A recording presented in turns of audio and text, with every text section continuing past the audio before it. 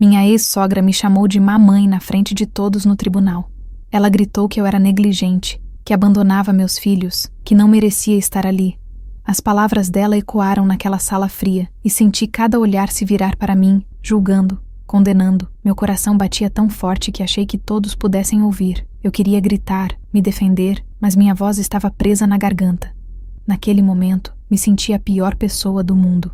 Mas o que aconteceu depois, o que a juíza revelou naquele tribunal, mudou tudo. E hoje eu preciso te contar essa história, porque se você já passou por algo parecido, se já foi julgada injustamente, se já sentiu que o mundo inteiro estava contra você, então você vai entender cada palavra que vou dizer. Escuta minha história até o final e já comenta de que cidade você está me vendo, porque eu preciso saber que não estou sozinha nisso. Tudo começou 3 anos antes daquele dia no tribunal. Eu era casada com Rafael há 8 anos e tínhamos 2 filhos lindos, o Miguel de 7 anos e a Sofia de 5. Eu achava que tinha uma família perfeita, sabe? Aquele tipo de vida que a gente vê nas redes sociais e pensa que é real, mas por trás das fotos sorridentes, das festas de aniversário e dos domingos em família, havia uma verdade que eu me recusava a enxergar. Rafael era distante, sempre foi. Trabalhava muito, ou pelo menos era isso que ele dizia.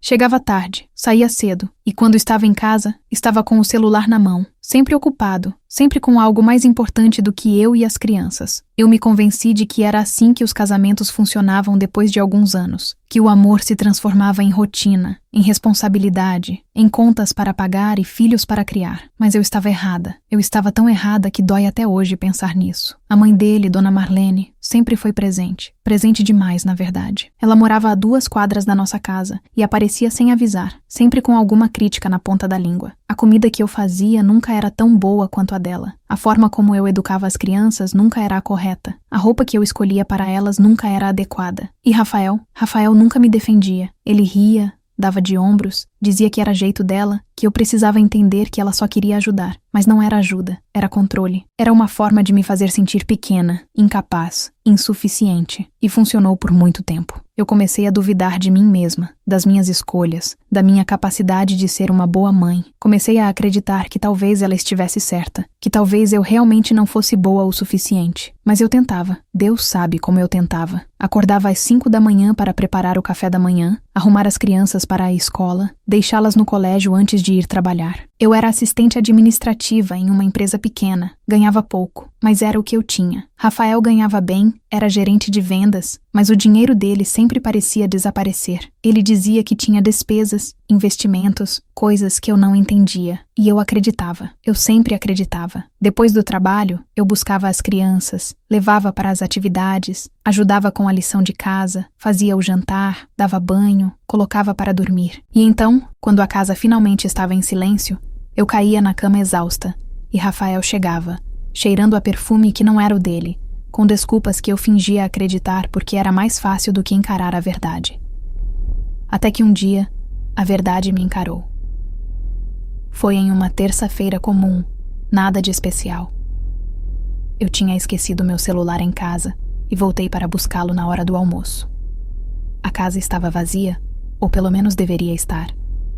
Mas quando abri a porta, ouvi vozes, risadas, vindas do nosso quarto. Meu coração disparou. Minhas mãos tremiam enquanto eu subia as escadas, cada degrau parecendo uma eternidade. Eu sabia o que ia encontrar, mas uma parte de mim ainda esperava estar errada. Abri a porta do quarto e lá estava ele, Rafael, com ela, uma mulher que eu nunca tinha visto, mais jovem, mais bonita, mais tudo do que eu jamais seria. Eles se viraram, assustados, mas Rafael não pareceu envergonhado. Ele pareceu irritado, irritado porque eu tinha atrapalhado, irritado porque eu tinha descoberto. Eu não gritei, não chorei, não naquele momento. Eu simplesmente peguei meu celular e saí. Fui para o trabalho, terminei meu expediente, busquei as crianças, fiz o jantar, agi como se nada tivesse acontecido, porque eu não sabia o que mais fazer. Quando Rafael chegou em casa naquela noite, ele agiu como se nada tivesse acontecido também. E foi assim por dias. Nós dois fingindo, evitando o assunto, vivendo em uma mentira que estava desmoronando. Até que eu não aguentei mais. Uma semana depois, eu disse que queria o divórcio. E foi aí que tudo começou a desabar de verdade. Rafael não reagiu como eu esperava. Ele não implorou, Não pediu desculpas, não tentou me convencer a ficar. Ele simplesmente disse que estava bem, que talvez fosse melhor mesmo. E então ele disse algo que me gelou até os ossos. Ele disse que ia lutar pela guarda das crianças, que eu não tinha condições de cuidar delas sozinha, que eu mal conseguia me sustentar, que as crianças ficariam melhor com ele. E eu ri. Eu ri porque parecia absurdo. Ele, que mal passava tempo com os filhos, que não sabia nem qual era a professora deles, que nunca tinha ido a uma reunião escolar,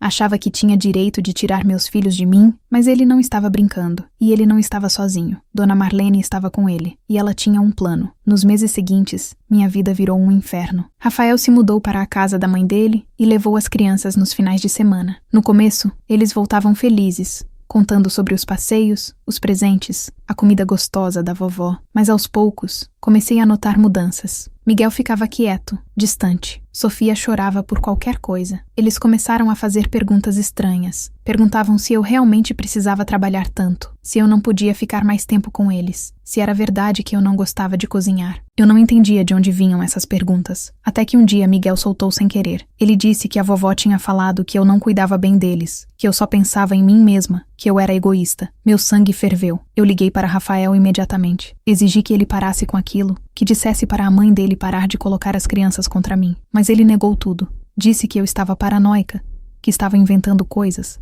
que Dona Marlene nunca faria isso. E eu me senti louca. Será que eu estava imaginando? Será que eu estava exagerando? Mas não estava, porque as coisas só pioraram. Rafael entrou com um pedido de guarda compartilhada, mas deixou claro que queria a guarda principal. Ele contratou um advogado caro, apresentou documentos, testemunhas. Dona Marlene foi uma delas. Ela deu um depoimento dizendo que eu era negligente, que deixava as crianças sozinhas, que não dava atenção para elas. Tudo mentira, tudo inventado. Mas quem ia acreditar em mim? Eu era só uma mãe divorciada, trabalhadora, cansada, sem dinheiro para um advogado de verdade. Eu tinha uma defensora pública, uma moça jovem e dedicada, mas sobrecarregada com dezenas de casos. Ela fazia o que podia, mas eu sabia que não era o suficiente. Eu sabia que eu estava perdendo. As audiências preliminares foram humilhantes. Rafael e Dona Marlene sentados do outro lado da sala, confiantes, seguros de que iam vencer. E eu, sozinha, tentando provar que eu era uma boa mãe, que eu amava meus filhos mais do que tudo, que eu faria qualquer coisa por eles. Mas parecia que nada do que eu dizia importava. O advogado de Rafael me fazia perguntas cruéis, tentando me fazer parecer incompetente, irresponsável. Ele perguntava sobre meu salário, sobre meu horário de trabalho, sobre quantas vezes eu tinha faltado no emprego por causa das crianças. E cada resposta minha parecia uma condenação. Eu saía daquelas audiências destruída, chorando no carro, me perguntando se eu realmente merecia meus filhos. Nesse momento, ainda não sabia que essa decisão custaria tudo, mas eu não desisti. Eu não podia desistir. Então comecei a juntar provas. Anotava tudo. Cada vez que Rafael chegava atrasado para buscar as crianças, cada vez que ele cancelava um final de semana, cada vez que as crianças voltavam para casa com fome porque ele tinha esquecido de dar jantar. Eu tirava fotos, guardava mensagens, pedia para as professoras escreverem relatórios sobre quem comparecia nas reuniões escolares, quem buscava as crianças quando ficavam doentes. E aos poucos, eu comecei a montar um dossiê. Não era muito, mas era algo. Era a verdade. E eu rezava para que a verdade fosse suficiente. Até que chegou o dia da audiência final. A audiência de custódia. O dia em que o juiz, ou melhor, a juíza, decidiria o futuro dos meus filhos. Eu mal dormi na noite anterior. Passei horas ensaiando o que ia dizer, como ia me defender, como ia provar que eu era a melhor opção para Miguel e Sofia. Cheguei ao fórum cedo, com minha defensora, nervosa, tremendo. Rafael e Dona Marlene chegaram logo depois, acompanhados do advogado deles, todos impecáveis, confiantes. Dona Marlene me olhou com desprezo, como se eu fosse um inseto que ela queria esmagar. E naquele momento, eu soube que ela ia fazer de tudo para me destruir. E agora te contarei como começou o pesadelo. A sala do tribunal era pequena, abafada, com paredes cinzas e uma mesa comprida onde a juíza se sentava. Ela era uma mulher de meia idade, cabelos presos, expressão séria. Ela nos cumprimentou brevemente e pediu que nos sentássemos. Do meu lado, minha defensora organizava os papéis, nervosa. Do outro lado, o advogado de Rafael parecia relaxado, como se já soubesse o resultado. A juíza começou a ler o processo, fazendo perguntas pontuais para mim e para Rafael. Ela perguntou sobre nossa rotina com as crianças, sobre quem cuidava delas antes do divórcio divórcio, sobre os planos para o futuro. Eu respondi com sinceridade, com o coração na mão. Rafael respondeu com frieza, com respostas ensaiadas, perfeitas. E então, a juíza perguntou se alguém mais gostaria de se manifestar. E foi aí que Dona Marlene se levantou. Ela não esperou ser chamada. Ela simplesmente se levantou, interrompendo a juíza, e começou a falar. Ela disse que precisava dizer a verdade, que não podia ficar calada enquanto seus netos sofriam. Ela disse que eu era uma mãe negligente, que eu deixava as crianças sozinhas para trabalhar, que eu não dava atenção para elas, que eu só pensava em mim mesma. Ela disse que Rafael era um pai dedicado, que ele sempre tinha sido presente, que ele merecia a guarda. E então, ela olhou diretamente para mim e disse que eu não merecia ser mãe, que eu era egoísta, irresponsável, uma vergonha. As palavras dela me atingiram como socos. Eu senti meu rosto queimar, minhas mãos tremerem. Eu queria gritar, me defender, mas minha voz não saía. Eu olhei para a juíza, esperando que ela interrompesse, que ela mandasse Dona Marlene se calar, mas ela não fez isso. Ela apenas ouviu, em silêncio, com uma expressão que eu não conseguia decifrar. Quando Dona Marlene finalmente terminou, a sala ficou em silêncio. Um silêncio pesado, sufocante. Eu senti lágrimas escorrerem pelo meu rosto, mas eu não as enxuguei. Eu não queria dar a ela a satisfação de me ver quebrada. A juíza então se virou para Dona Marlene e fez uma pergunta simples. Ela perguntou com que frequência Dona Marlene visitava os netos. Dona Marlene pareceu surpresa com a pergunta, mas respondeu rapidamente.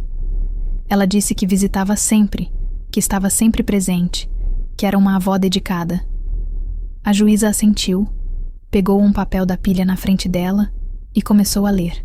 Era um relatório de assistência social que tinha sido feito durante o processo, e o que estava escrito ali mudou tudo. A juíza leu em voz alta que, de acordo com o relatório, Dona Marlene tinha visitado os netos apenas 3 vezes nos últimos 6 meses. 3 vezes. E todas as visitas tinham sido na casa dela, quando Rafael levava as crianças. Ela nunca tinha ido na minha casa. Nunca tinha se oferecido para ajudar. Nunca tinha ligado para saber como eles estavam. A juíza então perguntou como Dona Marlene podia afirmar que eu era negligente se ela mesma mal tinha contato com as crianças.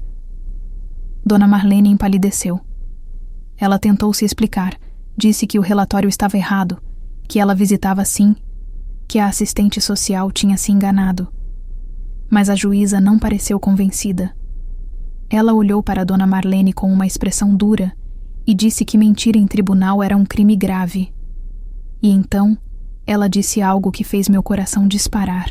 Ela disse que tinha mais informações sobre Rafael, mas o que aconteceu depois foi ainda pior. A juíza pegou outro documento e começou a ler. Era um relatório financeiro, um relatório que mostrava para onde o dinheiro de Rafael estava indo. E não era para investimentos, como ele sempre dizia, era para outra mulher, a mesma mulher que eu tinha encontrado no meu quarto naquele dia. A juíza leu que Rafael estava pagando o aluguel dela, as contas dela, sustentando ela enquanto dizia que não tinha dinheiro para pagar a pensão das crianças. Ele tinha atrasado a pensão 3 vezes nos últimos meses, alegando dificuldades financeiras, mas estava gastando milhares de reais com a amante. A sala ficou em silêncio absoluto. Eu olhei para Rafael e vi o pânico nos olhos dele. Ele tentou se explicar, disse que era um mal-entendido, que ele podia explicar, mas a juíza o interrompeu. Ela disse que não queria ouvir desculpas. Ela disse que tinha visto casos como esse dezenas de vezes.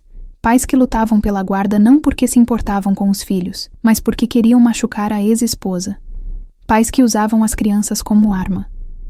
E ela não ia permitir isso. Mas ela ainda não tinha terminado. A juíza então se virou para mim e perguntou sobre meu trabalho, sobre minha rotina, sobre como eu conciliava tudo. Eu respondi com a voz trêmula, contando sobre os sacrifícios, sobre as noites sem dormir, sobre como eu fazia de tudo para estar presente na vida dos meus filhos. E então, a juíza pegou mais um papel. Era um relatório da escola, um relatório que eu nem sabia que existia. A diretora da escola tinha escrito sobre mim. Ela tinha escrito que eu era a única que comparecia nas reuniões, que eu era a única que buscava as crianças quando ficavam doentes, que eu era a única que se preocupava de verdade. Ela tinha escrito que Miguel e Sofia eram crianças felizes, bem cuidadas, amadas, e que isso era mérito meu. Eu comecei a chorar. Não de tristeza, mas de alívio. Alguém tinha visto. Alguém tinha reconhecido. Mas o que a juíza disse em seguida sobre as mentiras do meu ex-marido foi o que fez todos questionarem tudo. A juíza olhou diretamente para Rafael e disse que ele tinha mentido em várias ocasiões durante o processo. Ele tinha dito que eu deixava as crianças sozinhas, mas o relatório da assistência social mostrava que eu sempre tinha alguém de confiança cuidando delas quando eu precisava trabalhar. Ele tinha dito que eu não dava atenção para elas, mas as próprias crianças tinham dito o contrário quando foram entrevistadas. Ele tinha dito que eu não tinha condições financeiras, mas eu estava pagando todas as contas em dia, enquanto ele atrasava a pensão. A juíza disse que estava claro para ela quem era o pai negligente. E não era eu, era ele. Dona Marlene tentou interromper novamente, mas a juíza a mandou se calar. Ela disse que já tinha ouvido o suficiente. E então, ela deu a sentença. Pensei que já tinha visto de tudo, mas estava errada. A juíza concedeu a guarda principal para mim. Rafael teria direito a visitas supervisionadas, até que provasse que podia ser um pai presente e responsável. E Dona Marlene? Dona Marlene foi advertida por tentar manipular o processo e por fazer acusações falsas. A juíza disse que se ela tentasse interferir novamente, ela poderia perder o direito de ver os netos. Eu não conseguia acreditar. Eu tinha vencido. Depois de meses de humilhação, de dor, de medo, eu tinha vencido, mas a vitória não veio sem um preço, porque quando saí daquele tribunal, eu sabia que minha vida nunca mais seria a mesma. Rafael me olhou com ódio. Dona Marlene me olhou com desprezo, e eu sabia que eles não iam desistir tão fácil. Mas naquele momento, eu não me importava, porque eu tinha meus filhos, e era tudo o que importava. Nos dias seguintes, a realidade da situação começou a pesar.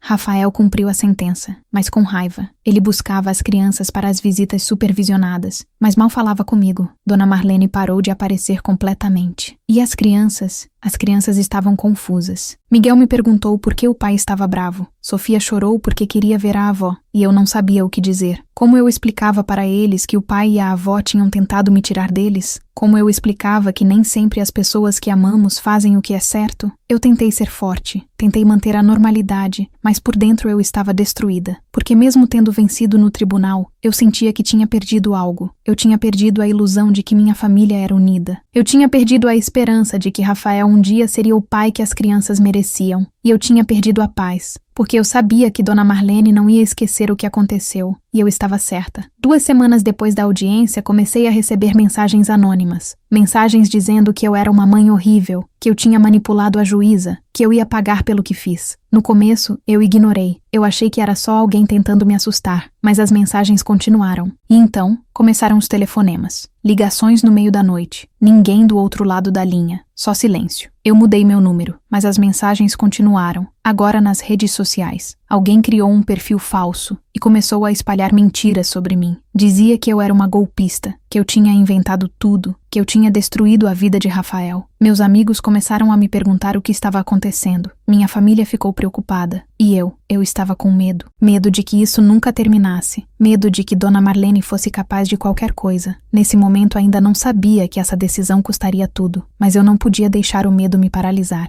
Eu tinha que proteger meus filhos. Então fui à polícia. Registrei um boletim de ocorrência. Mostrei as mensagens, os telefonemas. Eles disseram que iam investigar, mas eu sabia que não ia dar em nada. Porque como você prova quem está por trás de um perfil falso? Como você prova quem está fazendo ligações anônimas? Eu me senti impotente, mas então, algo inesperado aconteceu. Miguel veio até mim um dia e me disse que tinha ouvido a avó falando com o pai. Ele disse que ela estava brava, que ela dizia que ia fazer eu me arrepender, que ela ia encontrar uma forma de provar que eu não era uma boa mãe. Meu sangue gelou. Eu perguntei para Miguel onde ele tinha ouvido isso, e ele disse que foi na última visita, quando ele foi ao banheiro, e eles não perceberam que ele estava ouvindo. Eu sabia que tinha que fazer algo. Mas o quê? Conversei com minha defensora, contei sobre as mensagens, sobre o que Miguel tinha ouvido. Ela disse que eu podia pedir uma medida protetiva, mas que seria difícil conseguir sem provas concretas. Ela sugeriu que eu instalasse câmeras na minha casa, que eu gravasse as conversas com Rafael, que eu documentasse tudo.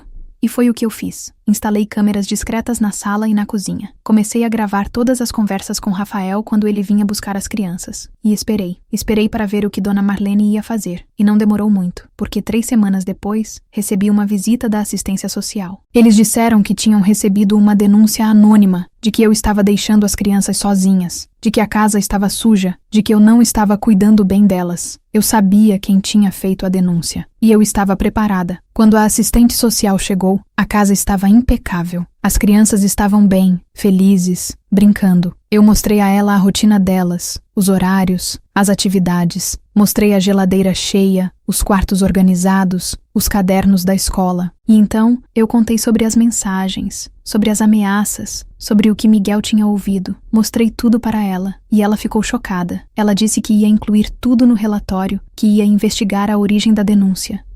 E ela cumpriu a palavra. 2 semanas depois recebi uma ligação dela.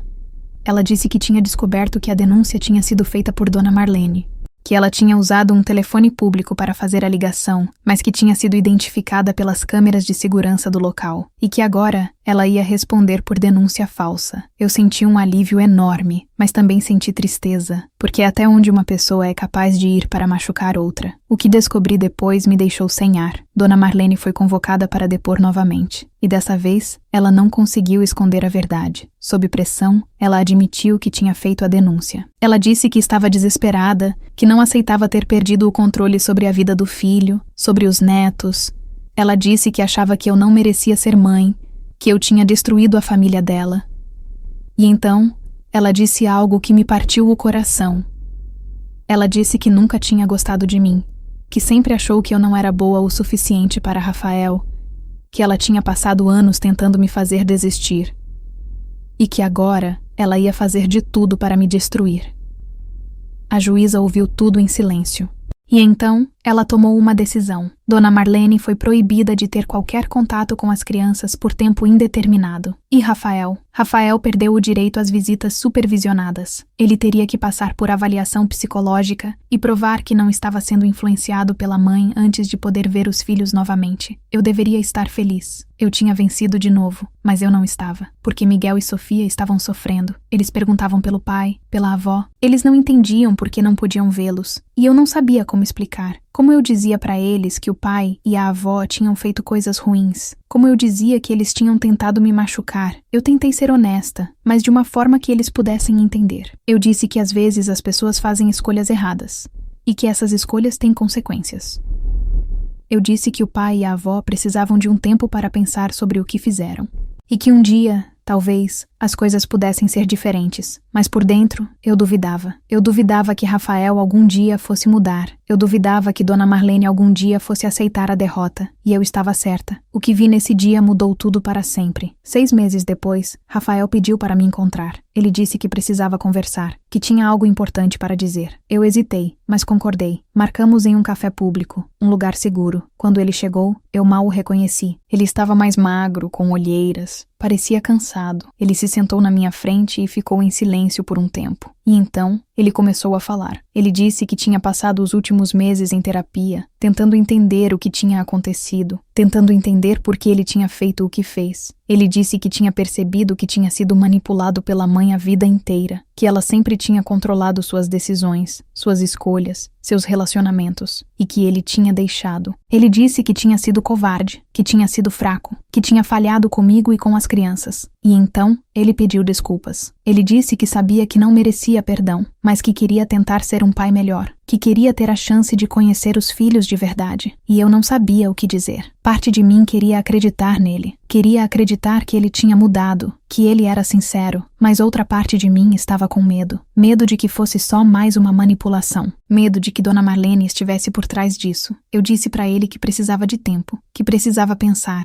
e ele entendeu. Ele disse que ia esperar, que ia provar que era sério. E então, ele saiu. Eu fiquei ali, sozinha, com um turbilhão de emoções. Será que eu devia dar uma chance para ele? Será que eu devia arriscar? Ou será que eu devia proteger meus filhos e manter distância? Eu não sabia, e essa dúvida me consumiu por semanas. Pensei que já tinha visto de tudo, mas estava errada. Conversei com minha terapeuta sobre isso. Ela me disse que a decisão era minha, mas que eu devia pensar no que era melhor para as crianças. Ela disse que toda criança merece ter um pai presente, mas que esse pai precisa ser saudável, precisa ser seguro, e que se Rafael realmente tinha mudado, ele ia provar com ações, não com palavras. Então eu decidi dar uma chance, mas com condições. Eu disse para Rafael que ele podia ver as crianças, mas que as visitas teriam que ser na minha casa, com minha supervisão, que ele teria que respeitar meus limites, minhas regras, e que se ele quebrasse minha confiança uma vez, seria a última. Ele concordou. E assim, começamos um novo capítulo. As primeiras visitas foram estranhas.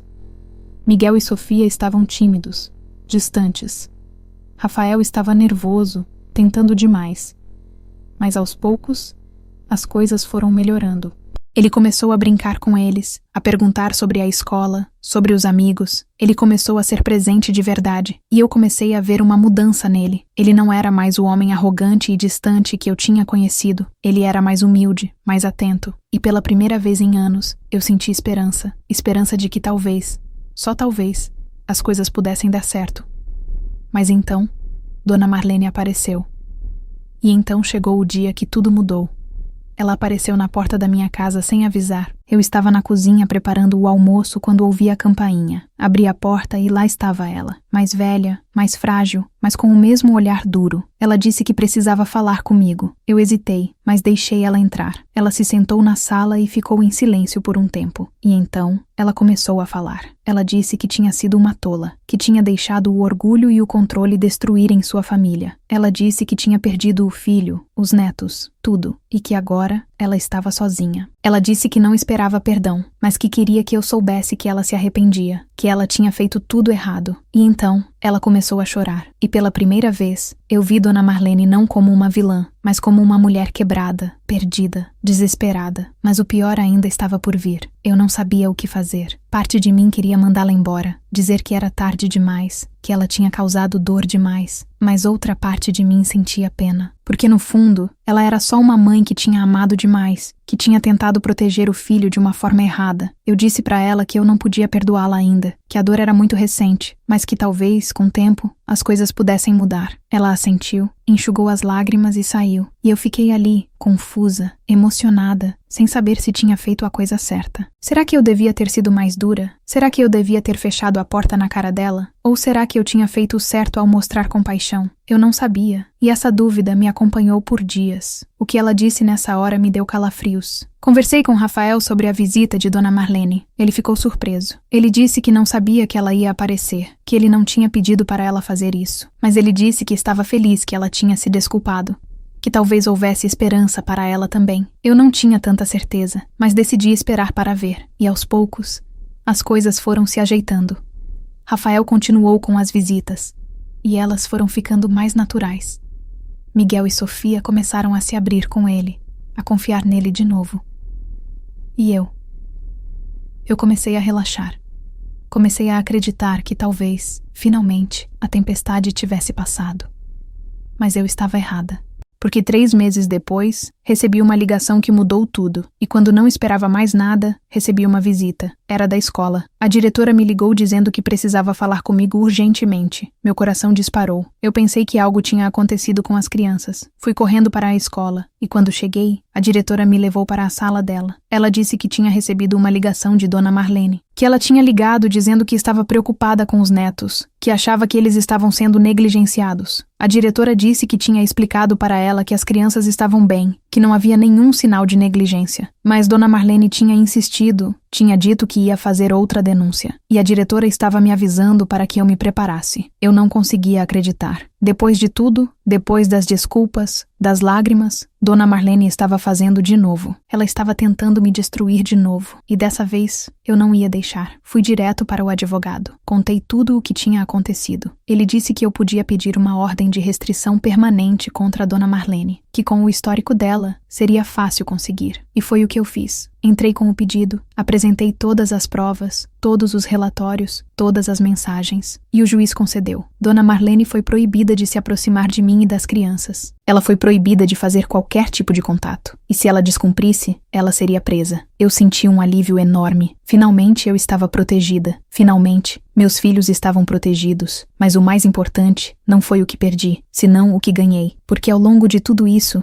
eu descobri uma força que eu não sabia que tinha. Eu descobri que eu era capaz de lutar, de me defender, de proteger meus filhos contra qualquer coisa. Eu descobri que eu não precisava da aprovação de ninguém para ser uma boa mãe. Eu descobri que o amor verdadeiro não é controle, não é manipulação, não é posse, é liberdade, é respeito, é confiança. E eu aprendi que às vezes as pessoas que mais amamos são as que mais nos machucam, mas que isso não significa que devemos desistir do amor. Significa apenas que devemos escolher melhor quem merece nosso amor. Hoje, 3 anos depois daquele dia no tribunal, minha vida é completamente diferente. Miguel e Sofia estão crescendo, felizes, saudáveis. Rafael continua presente, e nossa relação, embora nunca vá ser o que foi, é respeitosa. Ele se tornou um pai melhor, e eu sou grata por isso. Dona Marlene desapareceu da nossa vida. Eu soube por Rafael que ela se mudou para outra cidade, que ela está morando sozinha. Parte de mim sente pena dela, mas outra parte sabe que ela fez suas escolhas, e que agora ela está vivendo as consequências. E eu estou em paz. Porque eu sei que fiz o certo. Eu sei que lutei pelos meus filhos. E eu sei que,